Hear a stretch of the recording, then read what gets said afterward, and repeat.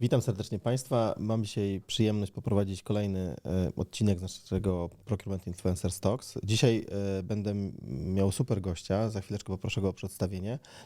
Będziemy rozmawiać o tym, jakie możliwości w ogóle daje e-commerce w B2B. Dla małych, dużych firm.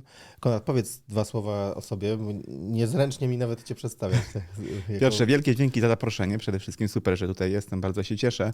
Moi drodzy, mam na imię Konrad, od przeszło 20 lat zajmuję się e-commerce'em i pomagam firmom. E-commerce tyle istnieje, daj spokój. Myślę, że nawet troszkę dłużej, ale staram się nadal i myślę, że z dużą intensywnością pomagać firmom w tym, żeby skutecznie rozwijały czy też budowały swoje kanały sprzedaży B2C i B2B.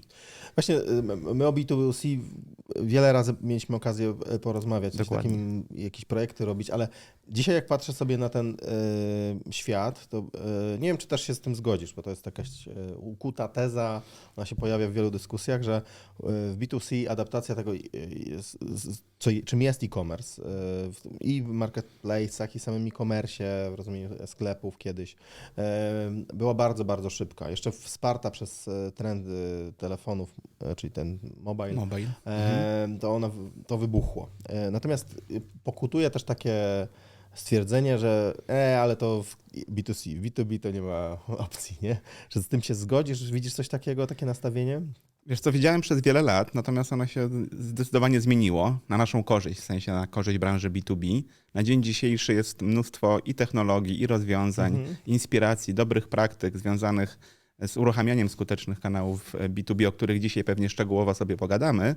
Natomiast też dużo zmieniło się w kontekście samej takiej mentalności, zarówno kupujących, jak i przedsiębiorców. To są dwie odrębne rzeczy, ale myślę, że na dzień dzisiejszy wielu konsumentów, użytkowników internetu traktuje platformy B2B na równi, jeżeli chodzi o użyteczność, o sposób wykorzystywania, o taką codzienną pracę na tych systemach. Nie stanowią one już jakiejś góry lodowej, którą trzeba gdzieś tam przejść, stopić albo ominąć.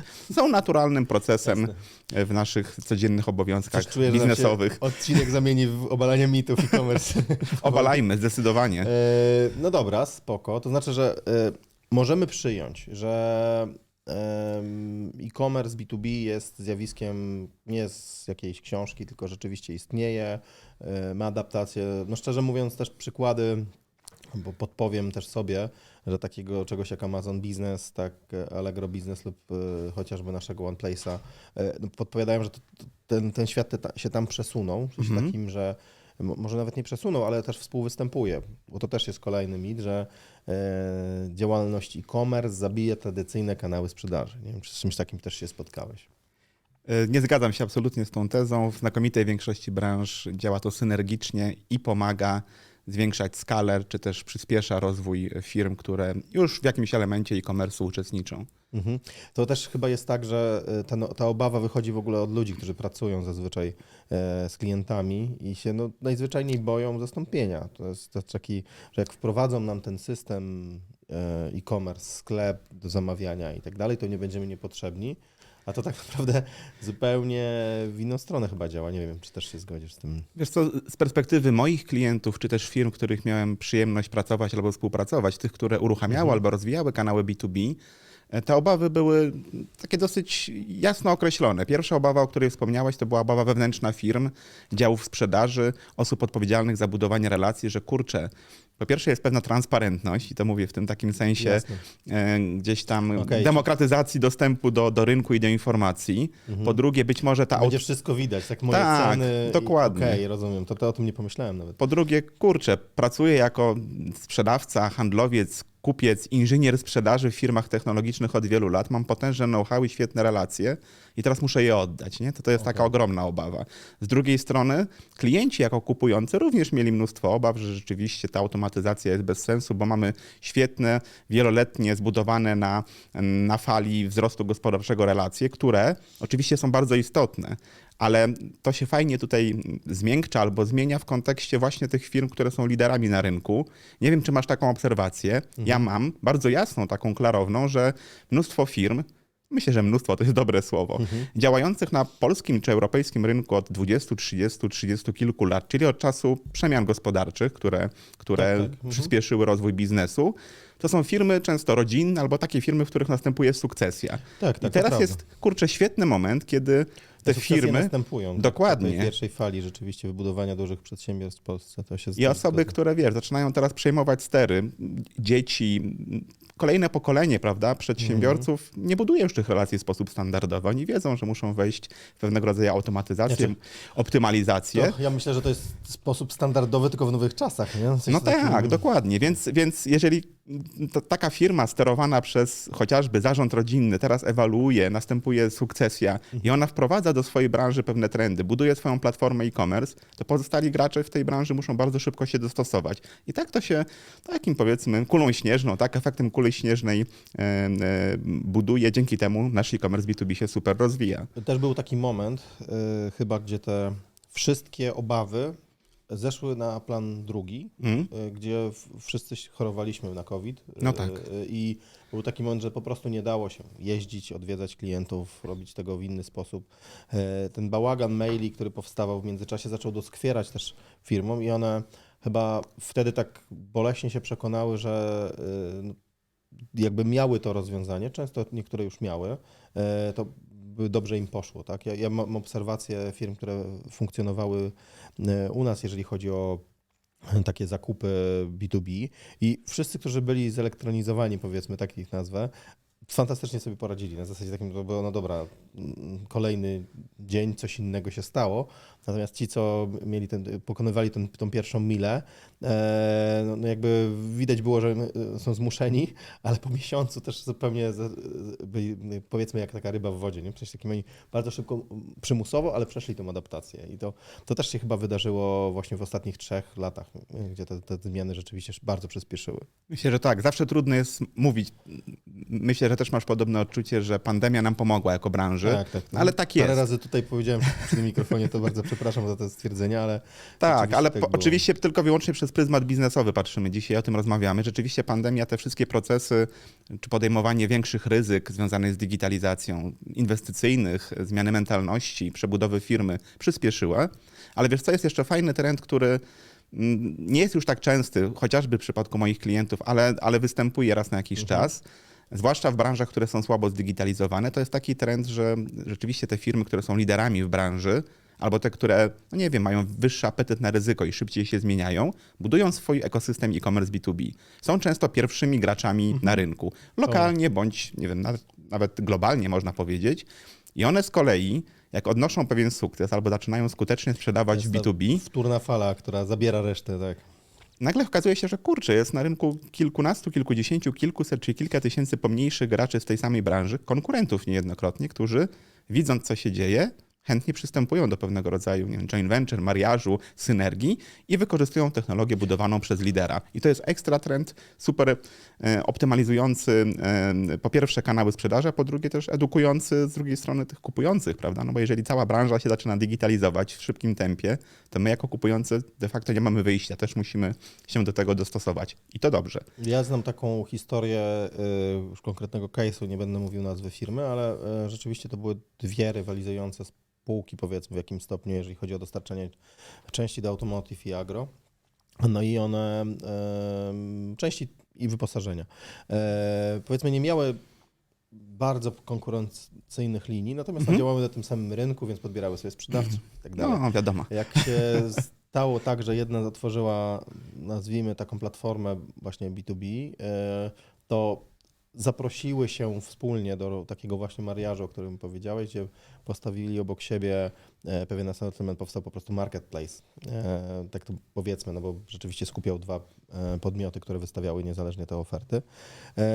No i potem to zebrało falę, w sensie takim pojawiły się kolejne i kolejne, więc to też ciekawy aspekt, że w ogóle takie ta elektronizacja też otwiera na współpracę, nie? Powiedzmy, to co powiedziałeś, że te firmy w ten sposób znajdują jakby nowe miejsce na to, żeby po prostu razem zrobić ten biznes. No i chyba miały dzięki temu, jak rozumiem, jakąś korzyść, skoro się na to zdecydowały, tak? I to trwa jeszcze, bo o ile dobrze wiem, to trwa. W najgorszym przypadku przetrwały po prostu, bo tak, bywało tak, że ci, że którzy tej konsolidacji nie robili, w sensie jakieś tam podmioty czy konkretne branże, no gdzieś tam utknęły w miejscu albo już nie istnieją, prawda? Pełna zgoda. Czy jest tak, że, bo to kolejny mit mitów, że e-commerce B2B w tym wypadku, ale w ogóle to strasznie dużo kosztuje? czy jest tak, że jest to ogromna bariera wejścia, trzeba mieć sztab ludzi, zatrudnić ekspertów, którzy się na tym znają, później jeszcze jakieś dogadywać się z marketplace'ami, to trwa, później to raz się zrobi ten sklep, go się wyrzuca do kosza, później znowu robi się drugi. Czy to nadal tak jest, albo czy w ogóle tak było? Jak to oceniasz? Wiesz co, pewnie będę musiał troszeczkę spłycić myśl, którą mam w głowie. Czas mamy ograniczony, a moglibyśmy o tym rozmawiać godzinami, ale tak zupełnie szczerze, te bariery wejścia technologiczne, a tym samym finansowe i te związane z know-how przedsiębiorców, myślę, że znacząco zmalały. Dlaczego? Dlatego, że po pierwsze, tak sobie myślę, sam dostęp do silników e-commerce'owych mocno się zdemokratyzował. Dostawcy... Tylko dodam, silnik e-commerce'owy to znaczy to, na czym stoi nasz sklep albo rozwiązanie, nie? Chodzi o rozwiązanie informatyczne.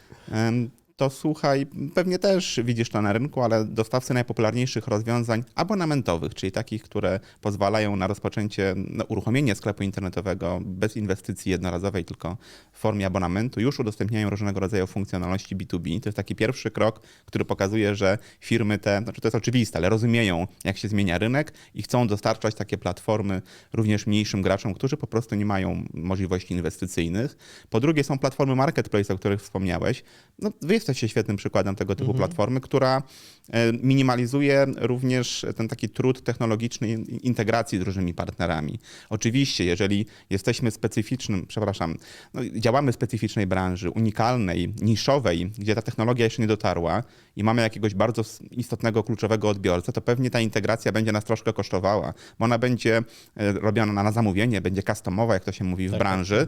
Ale to jest inwestycja, która się zwróci. Natomiast w przypadku takiej standardowej sprzedaży online B2B jest już mnóstwo narzędzi, również abonamentowych, czyli takich, za które nie musimy płacić jednorazowo, dzięki którym jesteśmy w stanie się z minimalną wiedzą techniczną albo z jej brakiem tak naprawdę połączyć. Często te firmy pomagają. Dokładnie. Ja widzę to ze swojego podwórka, ale z wielu platform, nie wiem, abonamentowych, które udostępniają właśnie silniki do sklepów. No to przecież tam jest tak, że ten onboarding, czy to przyjęcie klienta też jest zorganizowane przez tą firmę. To też nie jest tak, że to już nie wystarczy mieć chęć przeczytania 2 artykułów plus zwrócenia się do obsługi klienta. To już nie jest tak, że rzeczywiście trzeba dzwonić po ludziach, się pytać, kto to potrafi robić. Nie? To już jest zupełnie inny świat też. Tak, ale to wynika jakby z istoty działania marketplace'u, o czym pewnie sobie jeszcze dzisiaj porozmawiamy.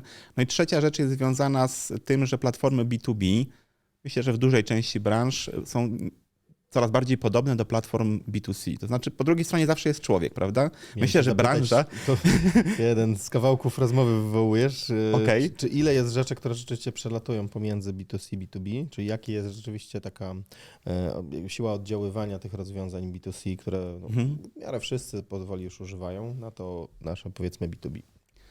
Powiem to ze swojej perspektywy, takiego dinozaura troszkę jak ty w branży, bo pierwsze platformy, Dziękuję. Bardzo proszę, ale to jest oczywiście komplement. Rozumiem.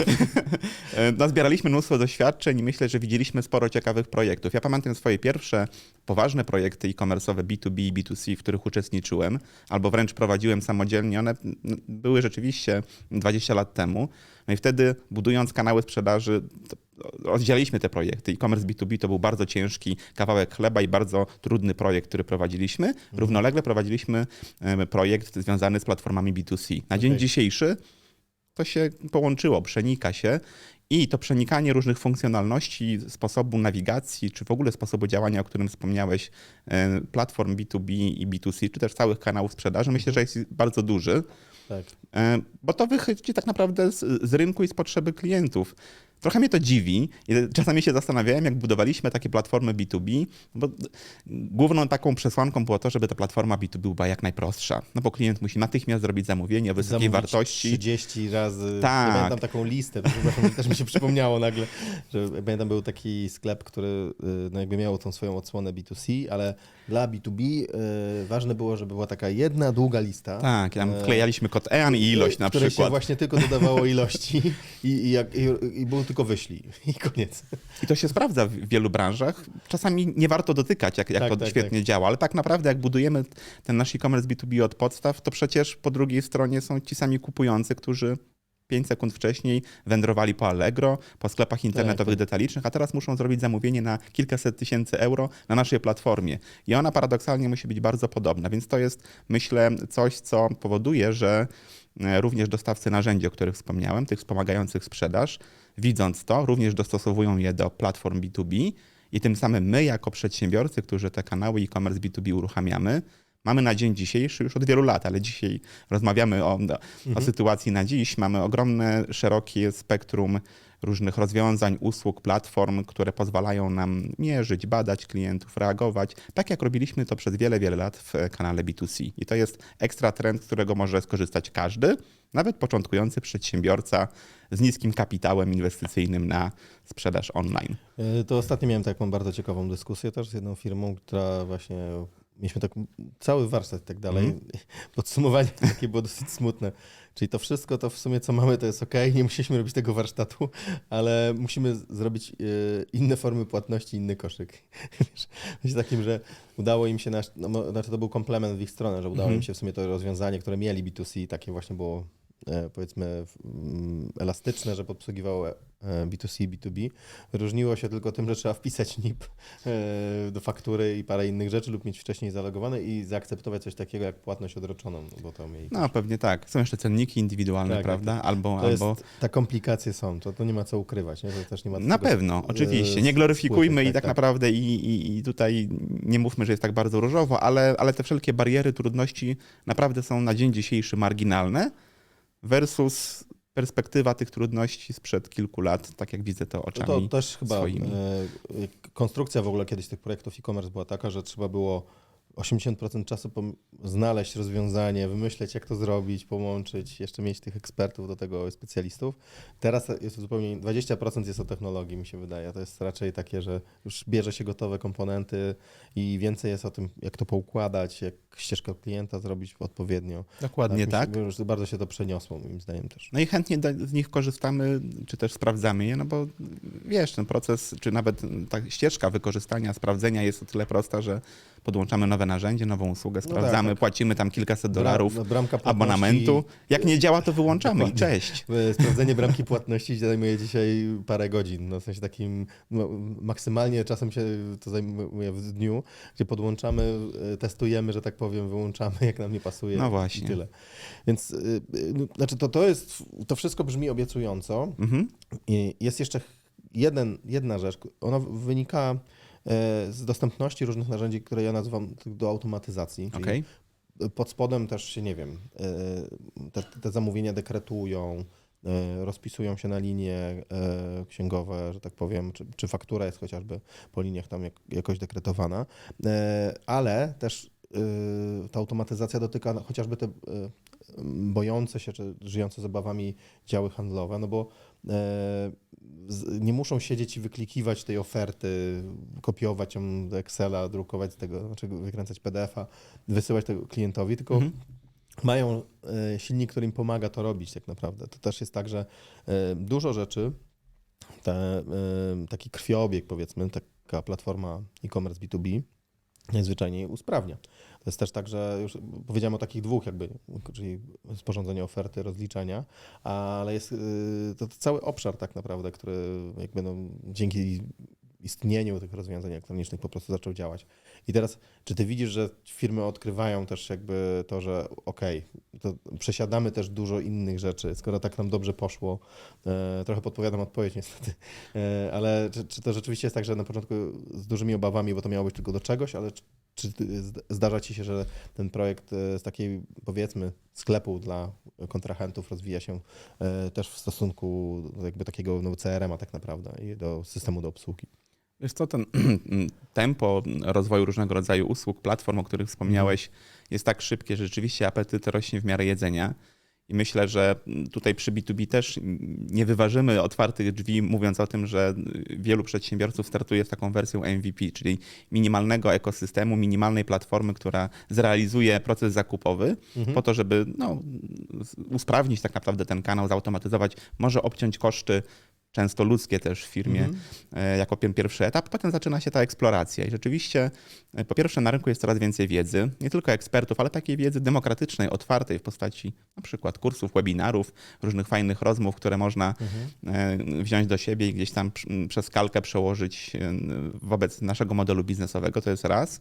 A druga kwestia jest taka, że rzeczywiście ja obserwuję w projektach, w których uczestniczę, bardzo duże zmiany w kontekście minimalizacji znaczenia systemów ERP, takich jakie znamy od wielu lat w przedsiębiorstwach. Tak, Bardzo często gdzieś na końcu tej digitalizacji, drogi do digitalizacji, w platformach B2B ERP stanowi taki system do wystawiania faktur. Przepraszam, że tak spłycam, ale tak de facto to wygląda, bo nagle się okazuje, że tak jak powiedziałeś, dekretowanie, jakieś różne workflowy, sposób zarządzania polityką cenową, analiza cen konkurencji chociażby na rynku, analiza zachowań klientów na naszej platformie. Jest w narzędziach obok. Dokładnie, naprawdę, dokładnie. A na końcu tak naprawdę tylko wysyłamy jakiś request do naszego ERP-a, który wystawi nam dokument fiskalny zgodny z przepisami, co jest bardzo ważne przy sprzedaży międzynarodowej. Rozliczy magazyn może czasem. Rozliczy czasami magazyn, a czasami magazyn jest wessany jako WMS do naszej platformy e-commerce'owej, bo tam to działa szybciej i de facto wtedy ten nasz niewielki silnik e-commerce'owy, o których na początku wspominaliśmy,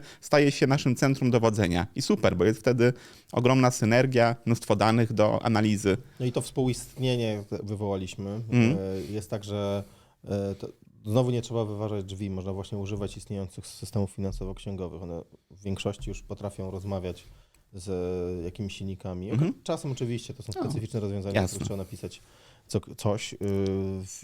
Można zasysać właśnie ten magazyn, że to nie trzeba wszystkiego od nowa stawiać, tylko ta firma tak naprawdę rozwija się przez pączkowanie. To też taka rada dla Państwa, bo te wszystkie rzeczy, o których mówiliśmy, tak, ten WMS, czyli do zarządzania magazynem, jakiś system finansowo-księgowy, czy ta EFK popularnie funkcjonująca. Wszystko, co mamy w firmie, możemy po prostu spiąć z tym e-commerce'em. Znaczy, ten e-commerce to też niech to nie będzie jakiś straszny twór. To jest tak naprawdę coś do zarządzania katalogiem produktów, co umożliwia sprzedaż na samym końcu i ma dużo ciekawych modułów lub posiada te integracje zewnętrzne. I teraz to współistnienie teraz jest coraz bardziej popularne, bym powiedział. No już nikt nie pisze systemów do analizy ruchu chociażby. No, po pierwsze, wszyscy potrafili korzystać z Analyticsa albo są jeszcze inne wspierające. Tak samo jest, że nikt nie wymyśli tego systemu finansowo-księgowego, tylko wyśle tą fakturę, gdzie trzeba. Oczywiście też są moduły w tych komersach, ale to, co chcę powiedzieć, to, że te integracje i takie właśnie przeplatanie się rozwiązań, to też jest jakiś nowy standard, bym powiedział. Tak? To nie jest nic nowego. Nie musi być wszystko z jedną naklejką, holistycznie obejmujące całość. Może to być też po prostu zintegrowane ze sobą. Jak najbardziej, tak. No, minusem, żeby też nie było tak kolorowo, jest według mnie tylko gdzieś tam taki obszar uważności z naszej strony, Tak. żeby nie zapędzić się w kontekście wykorzystywania tak wielu rozproszonych narzędzi, bo to jest ciekawe i w zasadzie wciąga, tak można powiedzieć, Znaczy wprost. To jest jak nauk, w sensie takim, jak im więcej jest tych fajerwerków i wiatraczków, tym fajniej, ale one nie zawsze pomagają. Tak no tak, ale fajne jest też to, że możemy potestować, sprawdzić, wyłączyć i nie cierpieć finansowo, operacyjnie czy mentalnie, że kurczę, tam wydaliśmy mnóstwo forsy, a coś nie działa. Przypomniało mi się, bo rozmawialiśmy o tych obawach, ale powiedzieliśmy też o takiej dużej korzyści. To znowu doświadczenie z jednej z hurtowni kosmetyków, powiedzmy, ale też środków czystości, gdzie mieli ogromną obawę też właśnie sprzedawcy, czy accounci, którzy obsługiwali jakieś rynki B2B, że to w ogóle zabije im biznes i tak dalej, że to właśnie będzie odbierało ten chleb, tak, bo to dosłownie rozmowa, którą pamiętam. Ja ich przekonywałem wtedy, żeby dali sobie tydzień działania z tym i wtedy porozmawiajmy. Rzeczywiście zapomniałem o tej rozmowie, przyznam się bez bicia, ale po miesiącu dzwoni do mnie jeden z tych panów i mówi: Piotrek, jest zupełnie inaczej. Mam czas na ważne rzeczy, tak? Albo na głupoty. Spadają mi zamówienia. Aha. Wiesz, że nagle facetowi się otworzył rynek, nie? W zasadzie mówi, że dostaje więcej zamówień. Ja muszę tam rzeczywiście pojechać, obsłużyć. Robię to, co lubię. Natomiast całą tą taką przyjmowanie tego zamówienia i tak dalej, no już przelatuje przez istniejący ekosystem. Tak? W sensie takim, dużo mi to zdjęło z głowy. Nie? I pod tym względem no, to akurat było super zrobione, bo ci ludzie też właśnie chcę powiedzieć o tym, jak ten proces został zaplanowany. Planowanie wprowadzenia tego chyba jest sukcesem w ogóle, że uwzględniono tych sprzedawców również w programie prowizyjnym. Oczywiście dostawali mniej, jeżeli to zamówienie wpadało czysto z e-commerce'u, ale byli uwzględnieni jako opiekuni, że mają z tego coś, tak, mieli jakieś progi i tak dalej, więc oni mieli naturalną motywację, ci ludzie, żeby wdrożyć ten system. W sensie takim, że sukces wdrożenia takiego e-commerce'u B2B też jest w bardzo dużym aspekcie podyktowany tym, jak to zaplanujemy, jak zaangażujemy te istniejące siły i środki. Nie? W przypadku tym konkretnie chodziło mi o tego sprzedawcę, tak? Czy sprzedawców, ale tam powiedzmy to zadziałało super, ale i widziałem dużo miejsc, w których to było bardzo wypierane i wszyscy robili wszystko, żeby to się nie udało i no raz widziałem, że się nie udało. Też. Ja chyba widziałem częściej, ale wiesz co, wina, przepraszam, że tak powiem, ale zdaje się, że zazwyczaj wina gdzieś tam tkwiła w zarządzie albo we właścicielach firmy, którzy nie do końca, to się mówi branżowo, ewangelizowali tę digitalizację w firmie, albo rzeczywiście, tak jak wspomniałeś bardzo słusznie, źle zaprogramowali czy opracowali ten system prowizyjny. No bo zobacz, tak zupełnie, nawet nie znając branży technologicznej, udajmy przez chwilę, że się na tym nie znamy, jesteśmy handlowcami, sprzedawcami, i nagle zarząd, właściciele, nasi przełożeni informują nas, słuchajcie, od przyszłego tygodnia będziecie pewnie po klientach jeździć troszkę mniej, tak mówiąc kolokwialnie, wprowadzamy platformę, będą spływać zamówienia. I teraz jeżeli ty otrzymasz jasną informację, tak jak powiedziałeś, że dotychczasowi twoi klienci będą pewnie jeszcze przez chwilkę kupować w sposób tradycyjny, będą do ciebie dzwonić, pisać maile, ale namawiaj ich proszę do tego, żeby korzystali z platformy, bo cały czas prowizja, premia, bonus od sprzedaży od twoich klientów będzie wędrowało na twoje konto i będzie tam się odkładało w formie wynagrodzenia miesięcznego czy jakiegoś bonusu, ale pamiętaj również, że jeżeli pozyskasz klientów, którzy tylko i wyłącznie będą obsługiwać internetowy kanał sprzedaży, to na przykład przez okres 12, 24 miesięcy, może 36, bo to pewnie zależy od branży, od powtarzalności zamówień, ta część marży, którą wygenerujesz, też do ciebie będzie wracać. Zgadza się. Skala jest wtedy przeogromna i tak naprawdę możemy nadal otrzymywać świetne, często koleżeńskie, bo to są też fajne relacje, bardzo bliskie z dotychczasowymi klientami, partnerami, którzy niejednokrotnie pomogli nam w trudnej sytuacji i trzeba do nich pojechać, uścisnąć rękę, ale z drugiej strony budujemy sobie zasięg nie tylko w Polsce, ale też za granicą, bo to jest kolejny aspekt, o którym trzeba pamiętać, że rozszerzamy sobie wtedy zasięg na różne rynki zagraniczne. Otworzyłem rozdział pod tytułem jak to zrobić, żeby się udało, ale nie powiedziałem, że o tym rozmawiamy. Więc to trochę sugeruje, że są takie rzeczy, które no, powiedzmy są taką standardową listą dobrych praktyk, które właśnie zadbaj o te osoby, które dotychczas sprzedawały. Zdecydowanie. Jak te kanały mają współistnieć, wspierać się tak naprawdę. Powiedzieliśmy sobie o tym, o zrobieniu mapy trochę naokoło, ale o tym, jakie są istniejące rozwiązania technologiczne i nie trzeba wszystkiego pisać od nowa. Może część trzeba wykorzystać, to jest taki drugi sukces. 3, weź ludzi, którzy się na tym znają.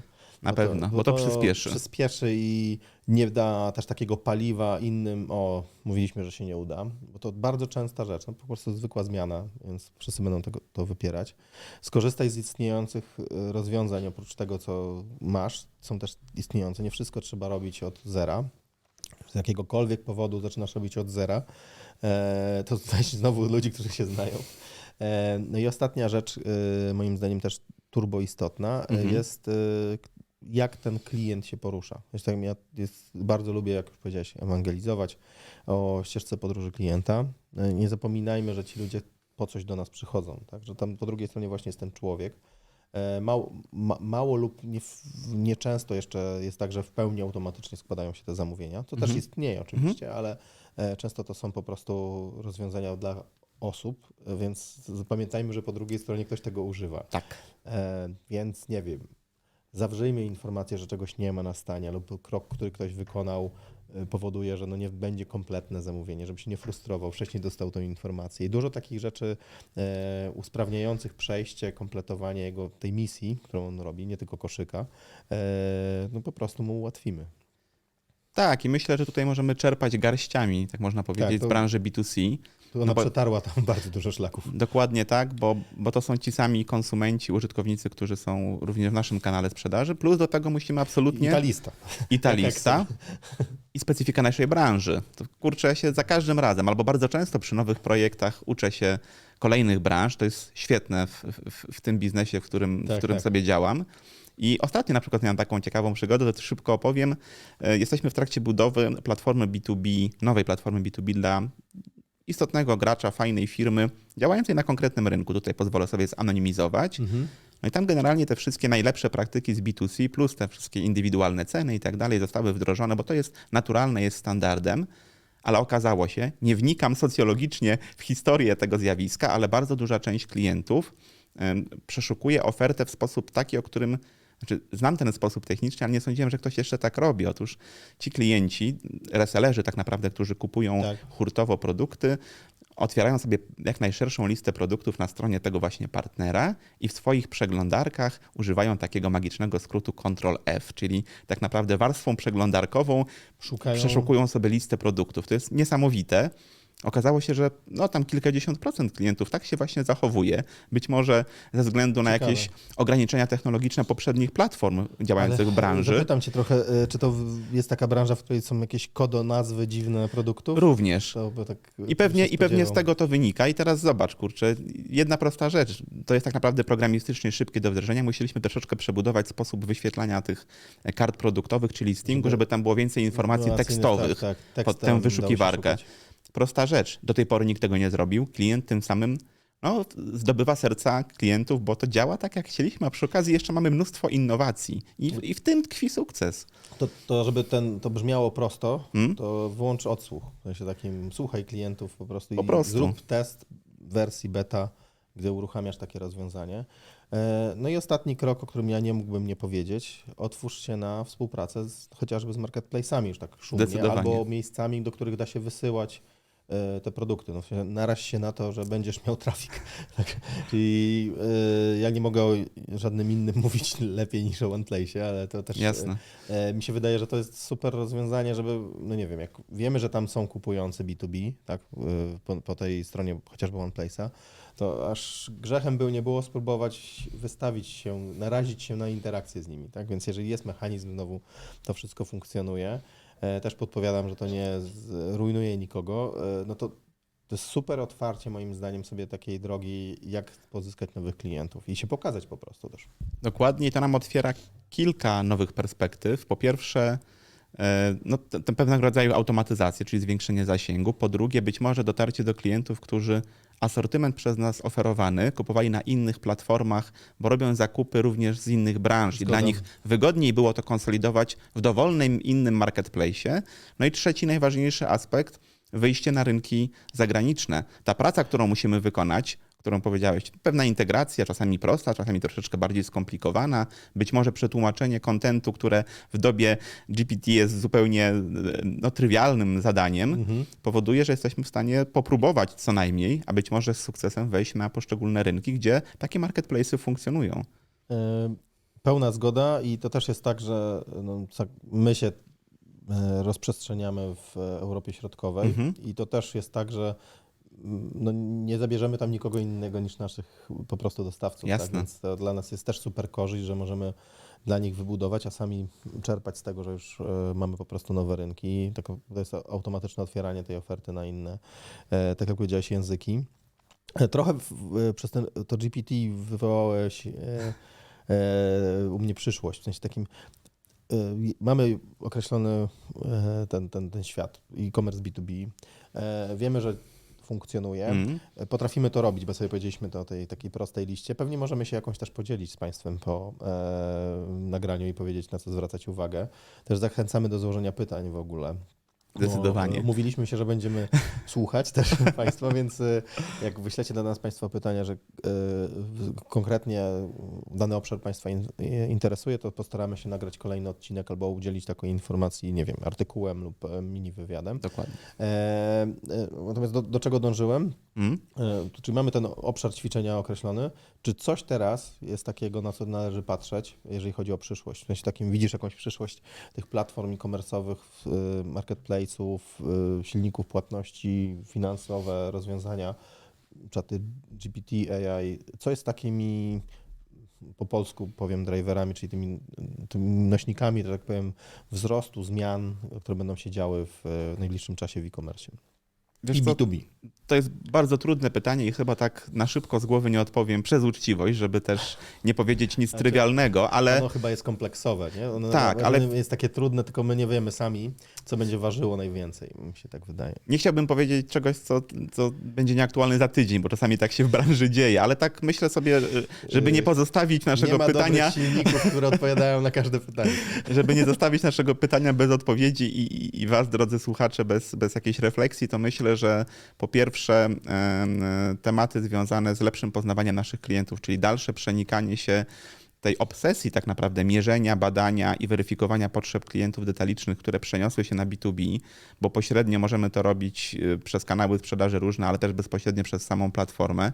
Dzięki temu jesteśmy w stanie dostosowywać i ofertę, i sposób jej prezentacji, politykę cenową i różne inne parametry, które są istotne dla B2B, czas reakcji na różne zapytania i tak dalej, i tak dalej. I myślę, że ta warstwa analityczna długo, przez wiele lat zaniedbywana w e-commerce'ach B2B na dzień dzisiejszy nadrabia zaległości tak. i bardzo szybko się rozwija. A drugie to jest różnego rodzaju sztuczna inteligencja, rozszerzona rzeczywistość, czat, czy OpenAI jako całe rozwiązanie, o którym wspomnieliśmy, bo ono powoduje pewne uproszczenia. Uproszczenia w kontekście po pierwsze budowania kontentu produktowego. Oczywiście merytoryka, parametry, istotne cechy branżowe muszą powstać póki co jeszcze w głowie ludzi, zostać przepisane cyfrowo przez ekspertów. To bez dwóch zdań. Spodziewać się, żeby ktoś nam wymyślał parametry do produktów, prawda? No tak, natomiast te kwestie właśnie marketingowe czy wzbogacenie kontentu już gdzieś się dzieje w sposób automatyczny, ale jest dużo ważniejsza kwestia, która pewnie też w B2B za chwilkę będzie miała znaczenie,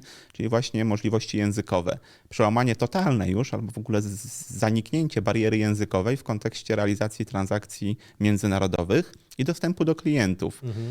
Posłużę się takim być może przykładem nieadekwatnym do większości firm, które funkcjonują w B2B w Polsce. Jest kilka, które znam, ale one są raczej policzalne na palcach jednej dłoni, ale wykorzystanie rozszerzonej rzeczywistości, czatów i właśnie tej szeroko rozumianej sztucznej inteligencji, automatyzacji treści powoduje, że klienci są w stanie na przykład komunikować się z użytkownikami, no nie wiem, z Indii, których jest co najmniej kilkaset milionów w internecie, którzy w 20 kilku procentach są klientami niepiśmiennymi, znaczy są analfabetami. I teraz komunikacja głosowa, anglojęzyczna, ale też w poszczególnych dialektach rejonów Indii z klientami, którzy również dokonują zakupów B2B, jest bardzo istotną przewagą i jest już kilka firm w Polsce, które próbują tego typu mechanizmów realizacji, znaczy nawiązywania kontaktów z klientami B2B w tym właśnie rejonie. I oni będą pierwszymi, bo wykorzystują technologię, nie mają na pokładzie tłumaczy natywnych z poszczególnych tam właśnie rejonów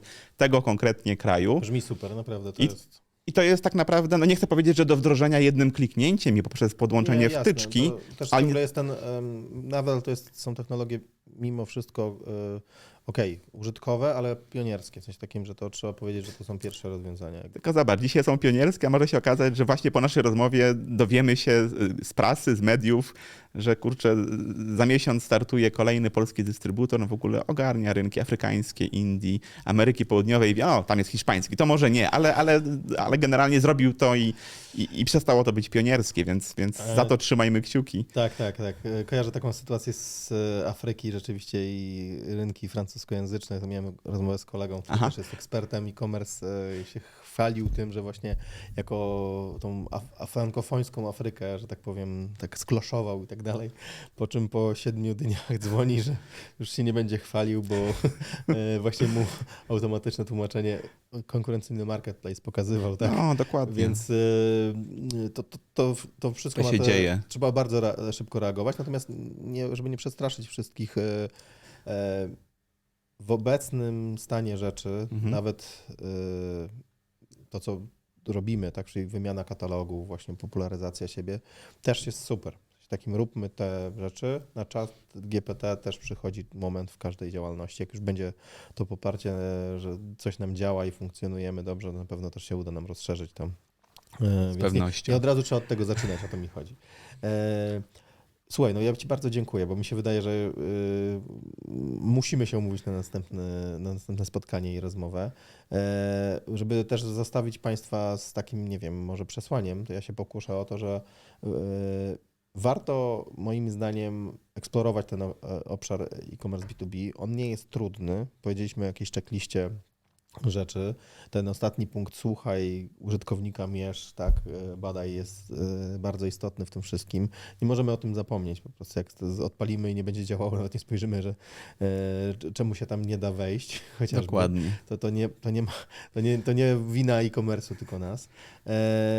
Czy ty masz coś takiego, co byś jeszcze poradził użytkownikom świeżym na przykład, tak? Albo firmom, które zastanawiają się nad wdrożeniem tego e-commerce'u B2B? Chyba mam takie dwa przesłania, można powiedzieć, które świetnie się sprawdzają i na których też niejednokrotnie sam się przejechałem, mówiąc kolokwialnie. Mam na myśli to, że jeżeli mamy rzeczywiście taki pomysł w głowie, już kiełkuje nam idea, że kurczę, widzimy, że nasza branża się powolutku digitalizuje albo bardzo szybko i powinniśmy tę naszą platformę, czy ogólnie kanał sprzedaży internetowy B2B uruchomić, zróbmy to po prostu wczoraj, bo dostęp do technologii testujmy. Tak, Najwyżej właśnie. się pośliźniemy i przesuniemy ten start na później albo zrobimy kolejny krok. To po pierwsze, a po drugie unikajmy takiego przeświadczenia, z którym spotykam się bardzo często wśród przedsiębiorców z różnych branż, kiedy rozmawiamy o tym, że, albo ja w zasadzie troszeczkę lobbuję, że moi drodzy, powinniście już postawić na e-commerce nie dlatego, że chcę wam sprzedać usługę konsultingową albo projektową, ale musicie. To No przy i okazji. wtedy tam mądre osoby, które znają branżę doskonale mówią, że kurczę, ale zobacz, mamy jeszcze na rynku 3 naszych konkurentów, I żaden z nich jeszcze tego nie zrobił, więc tam coś jest na rzeczy. Myślę, że nie ma nic na rzeczy i właśnie wracając do tej jest ten pierwszej moment. tezy, Tak. to jest ten moment i trzeba to zrobić, bo często będziemy jak nie, to ktoś pierwszymi. inny już to robi. Dokładnie, więc jest to dosyć proste, trywialne, ale myślę, że takie bardzo uczciwe i ważne w tym, co dzieje się teraz w branży e-commerce B2B. Na kolejne odcinki, nie tylko e-commerce B2B, serdecznie zapraszamy. Tobie bardzo dziękuję. Było Dziękuję bardzo, miło. Piotrze. Dziękuję wam wszystkim za to, że nas wysłuchaliście. No i pozostańmy w kontakcie. Do zobaczenia. Do zobaczenia. Tak.